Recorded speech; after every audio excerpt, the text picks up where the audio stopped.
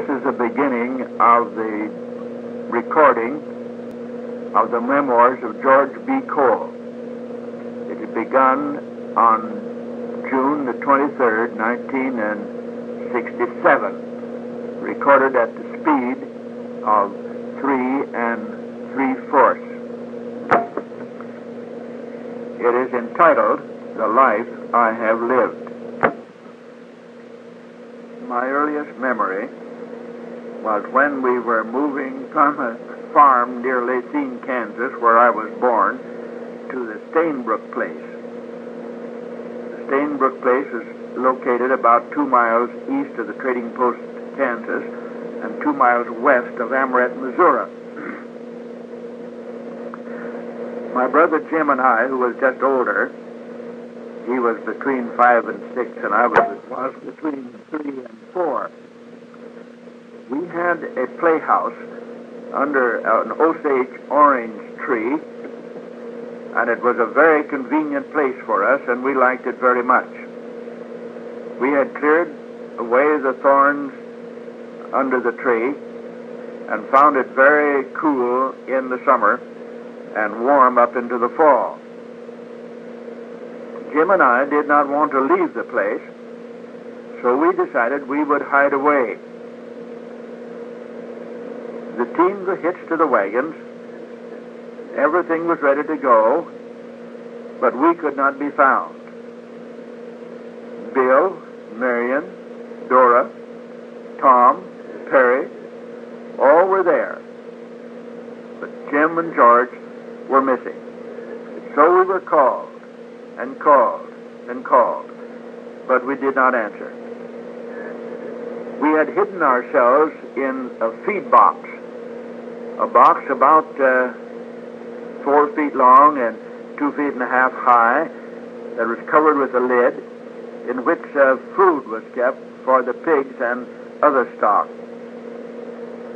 We had crawled in the box and pulled the lid down. We were called and called and called. Finally, Mother had an idea. She said to the dog, "Find the boys." The dog had often been asked to do this, and so away he went, looking for us, around and around and around. And finally he picked up the scent and followed us to the feed box. He reared upon the feed box and wagged his tail, and the family knew that we had been found. We were put in our places in the wagon. The wagon had been loaded so that a crate which held 2 calves was placed in the back end of the wagon, sticking out through the end gate. This was done so that the cows could see and smell the calves and could follow. They had not been taught to follow the wagon by being led, so they had to have this mother instinct to keep them going. Jim was made to sit on the crate above the cows, so that if the cows did not keep near or follow through, that he was to make the calves bawl, and then the mother cows would run to take care of the calves. Thus we're ready for the journey to the Stainbrook place. We arrived at the Stainbrook place late in the afternoon, and we were driving up the road. Father said, "There it is," and we all looked. The house was long, 1 story, painted white, about 2 steps off the ground. That was the first thing we noticed. The barn was large and good in the main, except some shingles had been torn off by a high wind. We took in the place as quickly as we could, and then settled down to moving things into the house. Hardly had we got settled until Mr. Fickus, who lived across the road, came to call. His first greeting was that he had a herd of deer, that the fawning season was on, and that the deers were vicious. that we would have to look after the children because he would not be responsible for the actions of the deer. He suggested that the father keep the children in the house at all times so that the deer would not attack them. Father retorted with the announcement that any deer that came over on our side of the road to attack the children would soon become venison. That was a poor start with a neighbor, and this association was to last for a few years. As soon as we got our part of the chores done and the things loaded into the house, we began to explore the place on the run. We found the northwestern part of the farm was a stream that ran along through there, a very gentle stream. And along the sides of this stream there grew pecan trees and walnut trees and elm trees. On beyond that, the soil for a few acres was virgin. It had never been broken up. It was the nesting place for prairie chickens and a lot of different kinds of birds. There were flying squirrels in the trees. And so we thought this would be a fine place to have fun, as it proved to be. We soon got everything arranged. In a few days we were at home in the place. We found that the prairie chickens had hatched, and we could see them as they came out to feed, and to encourage them to come nearer the place, we would put out food along the edge of the prairie place, and they would come out, and we could count the little ones. And every day we counted them for a few days, we found they got fewer and fewer. And then we discovered that a cat, whom nobody owned, was feeding on these little chickens. And of course, we came to the defense of the chickens immediately. Father took the gun, and one day when the cat was stalking the little chickens, he shot it and killed it. Jim and George were given the task of disposing of the cat.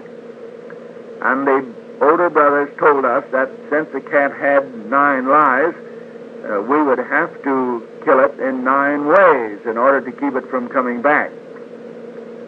So our imagination got to work. It had already taken one life by the shotgun, and so we decided that we would cut its head off to make sure that it was the second time.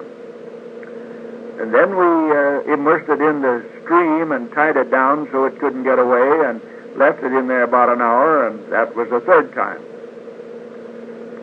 Then we took the cat and cut it into 4 pieces. 2 hind legs and 2 front legs, and we buried the 4 pieces about, I guess 100 yards apart. Well, that made up 6 ways that we had disposed of the cat. Then we had to decide what to do with the rest. So we took the heart out and fed that to the dog. That made 7. Then we took the entrails and strung some on one limb of one tree and some on the limb of another tree and let the sun dry it out. And so we figured that if the cat had 9 lives, that we'd dispose of it in 9 different ways. And to my knowledge, the cat never came back. By this time, we had had several encounters with the deer, but the old buck was the only one that we were really afraid of. He would see us and chase us, and we would have to run and get into the barn or into the house. And many were the narrow escapes that he would just pounce up on the porch as we slammed the door in his face. And oftentimes then he would come around and look through the window at us through the window, and would rear up on it with his front feet and shake his horns. Then we had to get away because his horns might break the window. The morning came when the children had to go to school. I was not old enough to go. Father called the dog and called the dog, but he could not be found. He had simply disappeared. We didn't know what to do, but Father decided that he would take us to school. So we went out to the barn and got a pitchfork, and we went down the road about a quarter of a mile and then turned right down another road about a quarter of a mile, which was the limit of Mr. Fickus's place where the deer ranged. So he decided that that was as far as he needed to go, and told them that he would meet them there again as they came home at school. And so he was there that night. But what had happened to the dog, we never found out. Whether the neighbor had killed him or he had run away, we do not know. He was not a very good dog anyway. Father heard of a dog who had been trained to handle deer or animals, and so he went over to find out what he could do about it. He came back with a beautiful little dog that was a yellow dog with a white ring around his neck. And so, of course, we found that his name was Ring.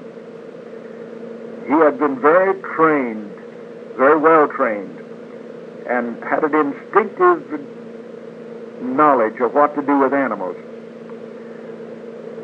When we first went out, instead of staying with us, the dog ran out toward the deer a little way and then ran off. And the deer chased the dog. We thought that was good training that he had had. And then when he got far enough away from us, he turned and chased the deer. And he was running alongside the buck. And he just cut along to where he gave one big jump and grabbed right under the jaw of the buck deer, and then just dropped down with his weight to the ground. And that threw the deer's nose down to the ground, and the deer tumbled over on his back. The dog was completely free from the fall. Just as the deer got up, he was being bit on the hind legs by the dog. And he got away just as fast as he could get away. Then our problem was solved. The next morning, Mother and Ring took the children to school up to the point where Father had left them before. Then said, "We will meet you here again tonight." And so they did. The deer at this time were so afraid of Ring that they never came anywhere near anymore. The next day, Mother said to Ring, "Go meet the children." Well, she didn't know whether he understood what she meant or not, but he did. He trotted off down the road and was sat down at the place where the boys and my sister came home from school, and then he came on home with them. The next morning, he took them to that point, and they said, "Now you can go back home, Ring." He went back home, and the evening he would go bring them in again. This happened for some time, and the deer by this time were very much afraid of him and would not bother at all wherever he was. In fact, they were so afraid of him being present that they very seldom ever bothered us. No matter where we were at play, the deer didn't bother us. One day, as the children were going to school, Father and Mother said to them, "Now, this afternoon we're going over to your grandfather Hare's place. So instead of you coming home, you cut across the field and go across to his place. We're driving around and we'll already be there, and then we'll bring you home when we come home in the wagon."